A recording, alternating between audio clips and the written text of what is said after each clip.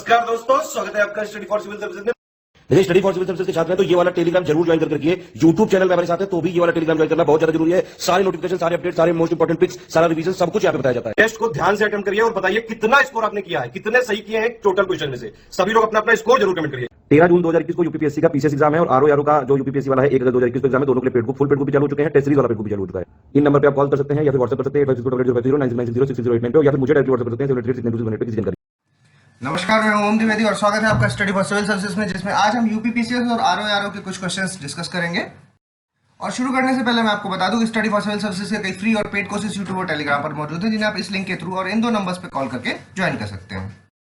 और हमारा पहला क्वेश्चन है, निम्नलिखित कथनों पर विचार करें। देखिए, फाहियान है जो 7वीं सदी में हर्ष के शासनकाल में भारत आए थे, तो ये स्टेटमेंट गलत हो गया क्योंकि ह्वेनसेंग के लिए है ये स्टेटमेंट, ठीक है। और दूसरा देखते हैं, फाहियान और ह्वेनसेंग दोनों ही बौद्ध थे और बौद्ध तीर्थों का दर्शन करने तथा बौद्ध धर्म का अध्ययन करने भारत आए थे, तो ये स्टेटमेंट आपका सही हो जाएगा। तो यहाँ पर पहला गलत, दूसरा सही, तो यानी कि आंसर बी हो जाएगा, ठीक है। सत्य वाला इसमें पूछा था, ठीक है।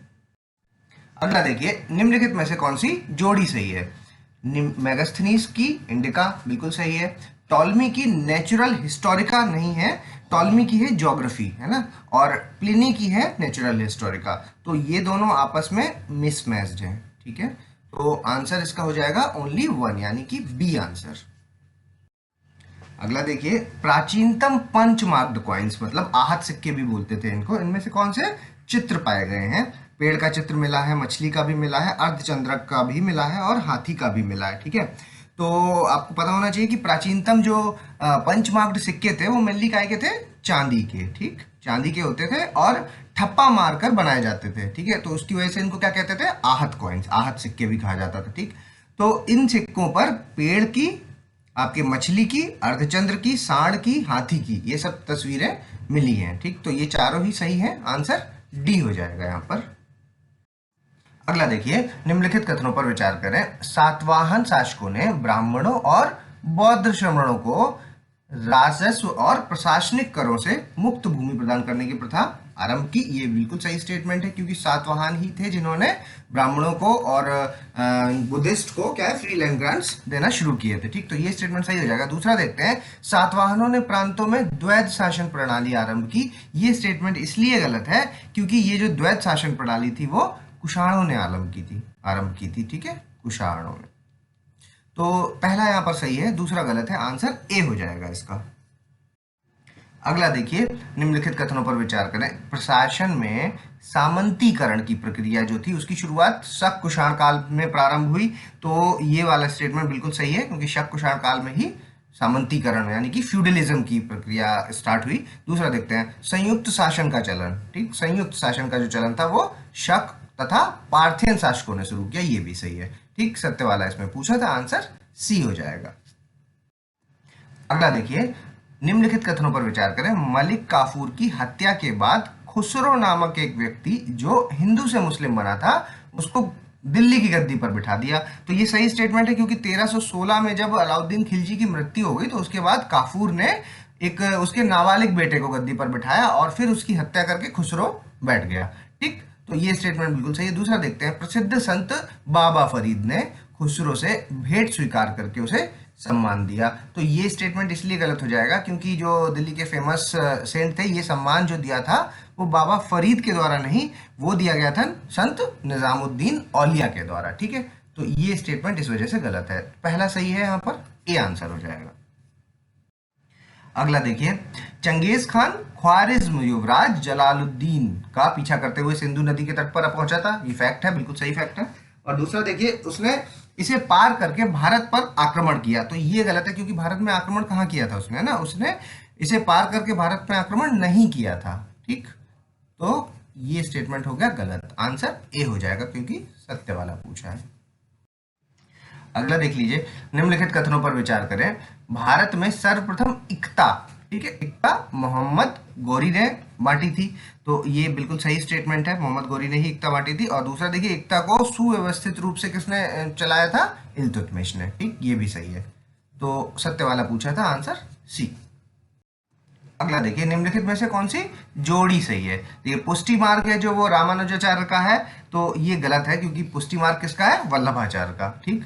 और रामचरितमानस है जो वो अवधि में लिखी गई है, ये बिल्कुल सही है। और किसने लिखी है, गोस्वामी तुलसीदास ने। ठीक है। और जो आपकी पद्मावत है ये मलिक मोहम्मद जायसी की है और ये भी अवधि में ही लिखी गई है।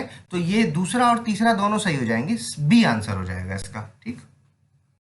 अगला देखिए, निम्नलिखित कथनों पर विचार करें। रज्जब और सुंदर दास जो थे वो दादू दयाल के शिष्य थे, सही स्टेटमेंट है। दूसरा देखिए, दादू जो है वो पुस्तकीय ज्ञान का आदर करते थे और उन्होंने संतों के जो उपदेश थे उनको संग्रह पर जोर दिया। ये दोनों ही स्टेटमेंट सही हैं। आपको पता होना चाहिए कि दादू ने निर्वाण निराकार ब्रह्म को अपनी भक्ति परक भावनाओं का विषय बनाया था। ठीक है।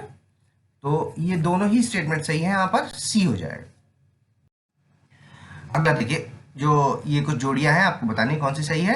तो देखिए, प्रथम एंग्ल मैसूर वार, यहाँ इससे क्या हुई थी, मैंगलोर की संधि, तो बिल्कुल गलत है। द्वितीय वाले में मद्रास की संधि, ये भी गलत है। और चतुर्थ वाले में श्रीरंगपट्टम की संधि, ये भी गलत है। तीनों ही गलत है। क्यों गलत है, क्योंकि पहले वाले में हुई थी मद्रास की संधि, ठीक है, दूसरे वाले में हुई थी मैंगलोर की संधि, ठीक है, और तीसरे वाले में हुई थी श्रीरंगपट्टम में, चौथे में उसको मार दिया था टीपू को। तो ये वाला स्टेटमेंट गलत हो गया। ठीक। तो पहला दूसरा तीसरा तीनों याद रखने, कैसे याद रखेंगे, एमएमएस से। ठीक है, एमएमएस। और अगर इन दोनों में भी कंफ्यूजन होता है कि इन दोनों में पहला और दूसरा कौन सा है, तो डिक्शनरी में आने वाले पहले शब्द के हिसाब से देखिए, एम यहाँ भी है, यहाँ भी है, ए यहाँ भी है, यहाँ भी है, लेकिन डी यहाँ पहले आ रहा है, एन यहाँ आ रहा है, बाद में आ रहा है। ठीक है। तो डी पहले आ रहा है, तो ये हो जाएगा फर्स्ट एंग्लो मैसूर वार, ये हो जाएगा सेकंड एंग्लो मैसूर वार, तीसरा वाला श्रीरंगपट्टम, एमएमएस बन गया। ठीक है। आंसर हो जाएगा इसका नन, डी। अगला स्टेटमेंट देखिए, बक्सर के युद्ध के पश्चात रॉबर्ट क्लाइव ने बंगाल में द्वैध शासन की शुरुआत की, बिल्कुल सही स्टेटमेंट है। दूसरा देखिए, प्रशासनिक दायित्व कंपनी ने फिर क्या, जब द्वैध शासन में हुआ तो प्रशासनिक दायित्व और राजस्व वसूली, ये दो अधिकार जो थे, जिनमें से राजस्व वसूली का जो अधिकार था वो तो कंपनी के पास था और प्रशासनिक दायित्व जो थे वो नवाब को सौंप दिए थे। ठीक। तो दोनों ही स्टेटमेंट यहाँ पर मिसमैच्ड है। आंसर हो जाएगा ओनली वन, ए आंसर हो जाएगा इसका। अगला देखिए, निम्नलिखित कथनों पर विचार करें। सहायक संधि की नीति को भारत में British governor general Lord Wellesley ने शुरू किया, बिल्कुल सही स्टेटमेंट है। दूसरा, इस नीति के अनुपालन के साथ ब्रिटिशों की जो रियासतों के मामले में हस्तक्षेप की नीति थी उसका अंत हो गया, तो ये गलत हो गया क्योंकि अहस्तक्षेप की नीति का अंत हुआ था और अब वो रियासतों के अंदरूनी मामले में खुलकर हस्तक्षेप करने लगे थे। ठीक है। तो ये वाला स्टेटमेंट गलत है और पहला वाला सही है। आंसर हो जाएगा ए। अगला देखिए, पाश्चात्य गमन और संकेंद्रण की जो नीति थी, यानी कि withdrawal and the concentration policy, ये किसकी है, तो ये है आपके डलहौजी की, हार्डिंग की, कर्जन की या वेलेस्ली की, तो ये है लॉर्ड कर्जन की। ठीक है। और यहाँ पर आपको पता होना चाहिए कि लॉर्ड कर्जन ने उत्तर पश्चिमी जो सीमा में काबाइली क्षेत्र के संबंध में विड्रॉल और कंसंट्रेशन पॉलिसी की नीति को फॉलो किया था और उसने क्या कि पंजाब के जो ऑफिसर्स थे उनके मना करने के बावजूद, ठीक है, 1901 में उत्तर पश्चिमी प्रांत का निर्माण किया था। ठीक। आंसर सी हो जाएगा इसका। अगला देखिए, मैच करिए आप। ये अधिकृत राज्य हैं और ये उनके वर्ष हैं।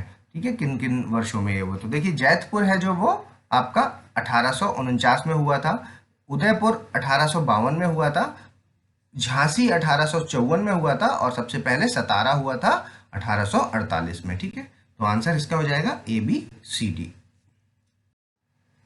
अगला देखिए, मैकमोहन लाइन है जो वो ब्रिटिश भारत में विदेश सचिव रहे, कौन, सर हेनरी मैकमोहन ने खींची थी, बिल्कुल सही स्टेटमेंट है। और ये जो ब्रिटेन, चीन व तिब्बत के मध्य हुए शिमला सम्मेलन, कब हुआ था शिमला सम्मेलन, ये हुआ था आपका 1913-14 में, 1913-14। ठीक। तो ये स्टेटमेंट भी सही है।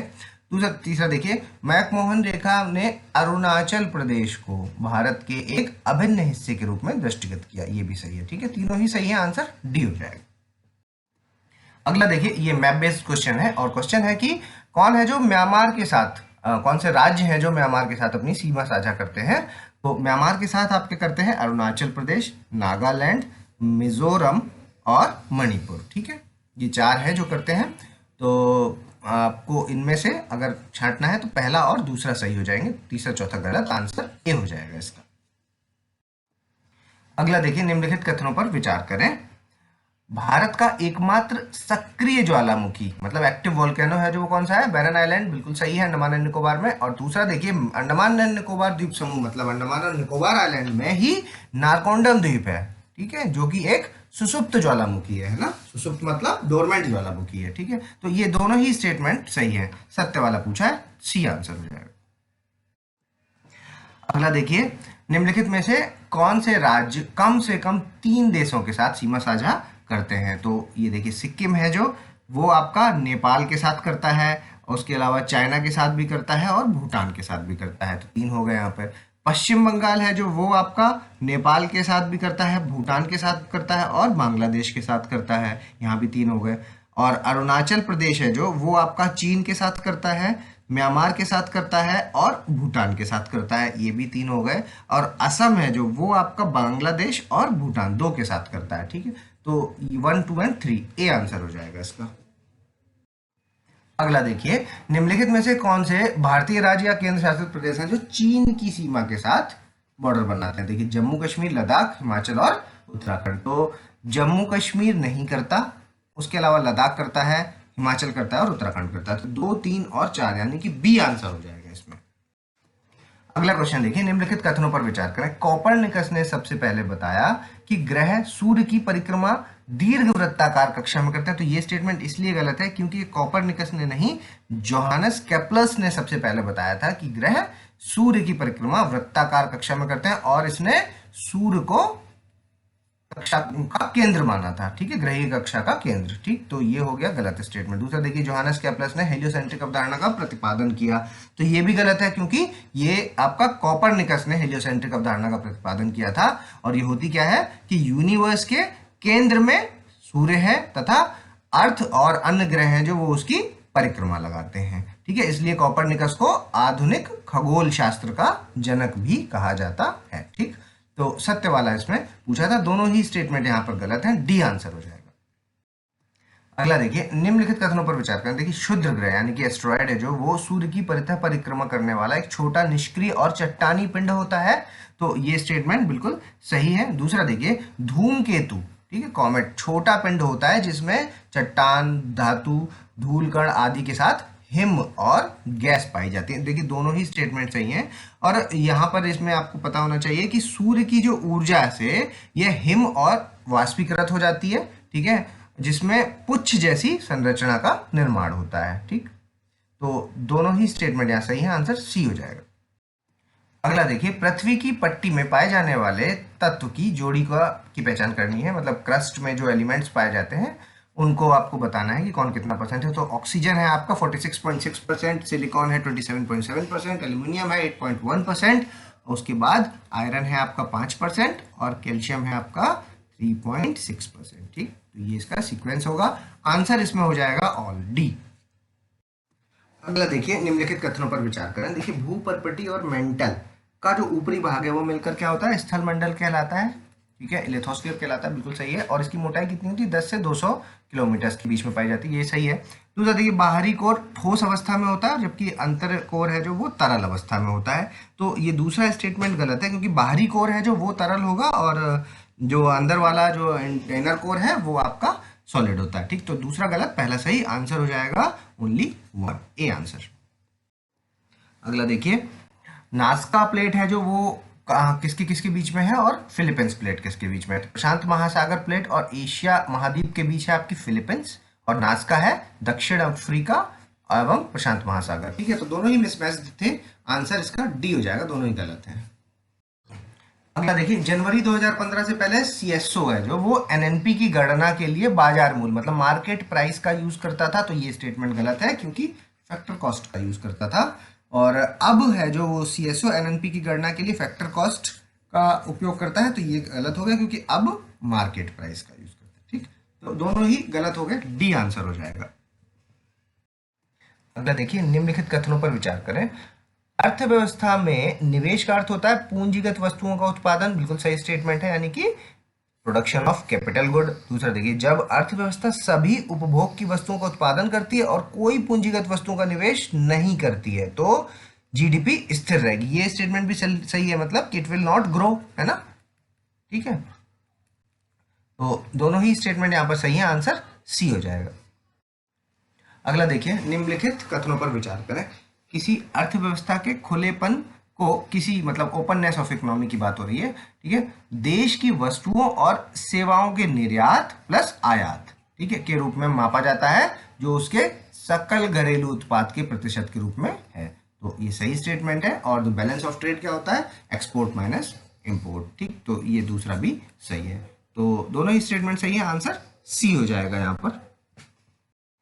अगला देखिए, यहाँ पर ये कथन है और ये इसका कारण दिया हुआ है। तो कथन है कि भारतीय विनिमय दर मतलब एक्सचेंज रेट है, उसको क्या कहते हैं, मैनेज्ड फ्लोट भी कहा जाता है, तो प्रबंधित फ्लोट भी कहा जाता है। सही है स्टेटमेंट।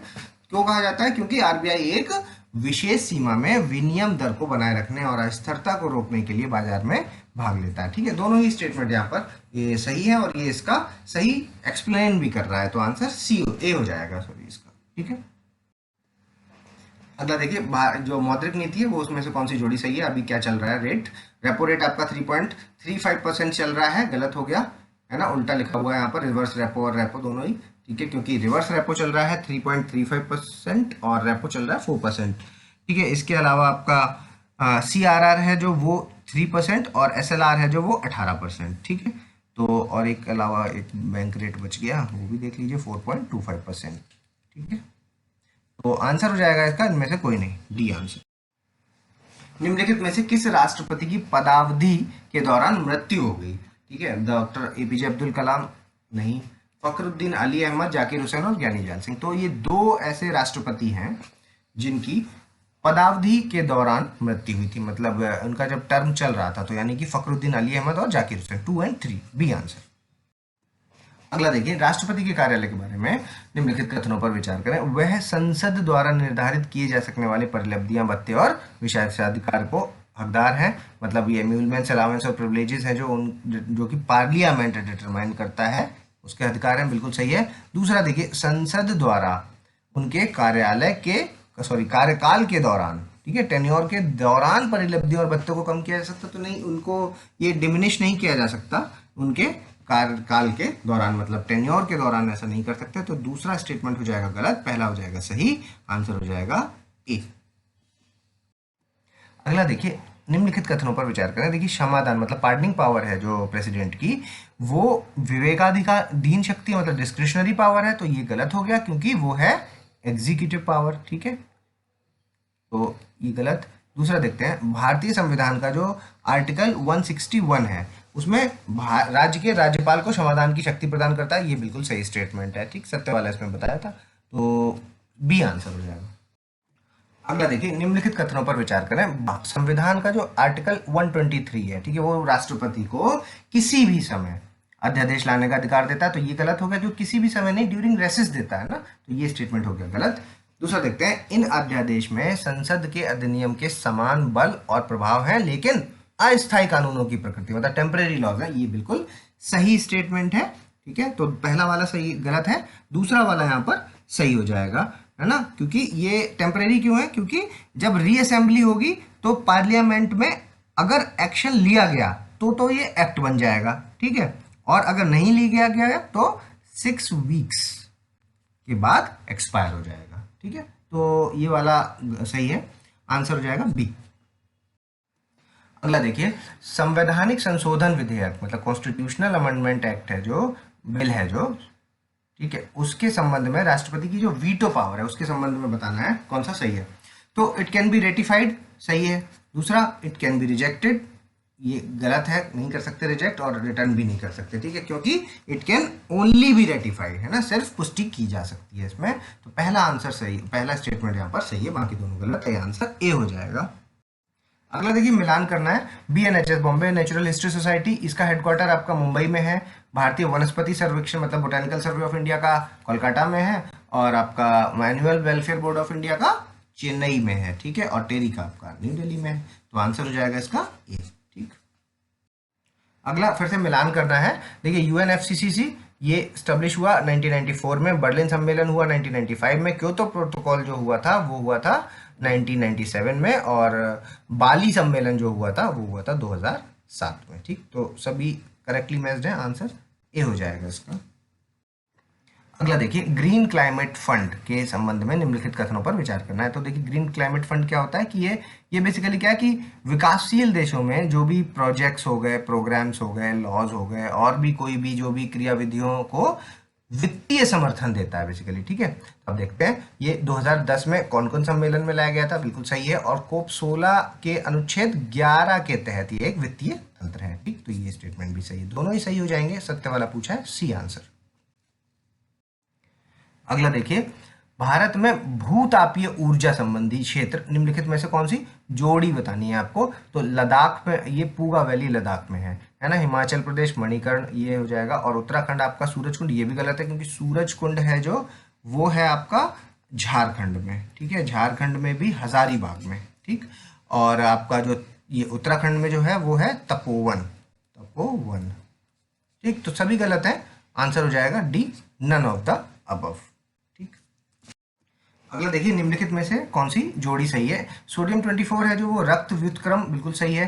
फास्फोरस 32 है रक्त कैंसर का उपचार, ये भी सही है। और जो आपका आयोडीन 131 है ये ट्यूमर की पहचान नहीं करता, ये वाला गलत हो गया क्योंकि ये थायराइड ग्रंथि के लिए है, और ट्यूमर की पहचान के लिए क्या है, ये है आपका आर्सेनिक 74। ठीक, तो तीसरा गलत हो जाएगा, पहला दूसरा सही है, आंसर हो जाएगा ए। करंट बेस्ड क्वेश्चंस कुछ देख लेते हैं। देखिए, जम्मू कश्मीर में वटकनाथ पूजा है जो करके शिवरात्रि त्योहार मनाया जाता है, बिल्कुल सही स्टेटमेंट है। और शिवरात्रि को स्थानीय रूप से जम्मू कश्मीर में क्या कहते हैं, हेरात। ठीक, दोनों ही स्टेटमेंट सही है, आंसर सी होगा। फुगाकू ये क्या है, मिसाइल है, सुपर कंप्यूटर है, टीका है, पहाड़ है। तो फुगाकू एक सुपर कंप्यूटर है। ठीक है, अगला देखिए, आईबीएम ने महिलाओं के लिए स्टेम की शुरुआत की है, ये किसके साथ एमओयू साइन किया है। आईबीएम ने उत्तराखंड के साथ, उत्तर प्रदेश के साथ, या मध्य प्रदेश या राजस्थान। तो ये एमओयू साइन किया है उत्तराखंड की समग्र शिक्षा ने किसके साथ, आईबीएम के साथ। और होता क्या है स्टेम का मतलब है साइंस, टेक्नोलॉजी, इंजीनियरिंग और मैथ। ठीक, आंसर हो जाएगा ए। अगला देखिए, आत्मनिर्भर निवेशक मित्र पोर्टल ये है किसका, वाणिज्य और उद्योग मंत्रालय विकसित कर रहा है, सही स्टेटमेंट है। और उद्देश्य क्या है इसका, घरेलू निवेशकों को सूचना प्रसार और सुविधा प्रदान करना, दोनों ही स्टेटमेंट सही है, आंसर सी। हाल ही में किस राज्य ने सार्वजनिक सड़कों पर सभी धार्मिक संरचनाओं को हटाने का आदेश दे दिया है। उत्तर प्रदेश ने, मध्य प्रदेश ने, उत्तराखंड ने या राजस्थान ने। तो ये अध्यादेश योगी जी लाए हैं, आंसर ए हो जाएगा इसका। अगला देखिए, मेरा राशन मोबाइल ऐप ने one nation one ration card प्रणाली को सुविधाजनक बनाने के लिए लॉन्च किया गया, ये बिल्कुल सही है। और ये जो ऐप है उसको सरकार के राष्ट्रीय सूचना विज्ञान केंद्र एनआईसी के साथ मिलकर विकसित किया गया है ना। दोनों ही स्टेटमेंट यहाँ पर सही है, इंफॉर्मेटिव क्वेश्चन है, आंसर है सी। अगला क्वेश्चन देखिए, कौन सी दिग्गज भारतीय महिला क्रिकेटर पहली भारतीय महिला क्रिकेटर बन गई जिसने सभी क्रिकेट प्रारूपों में मिलाकर 10,000 अंतर्राष्ट्रीय रन पूरे किए हैं। मिताली राज, झूलन गोस्वामी, स्मृति मंधाना या हरमनप्रीत कौर। तो वो है मिताली राज, ए आंसर।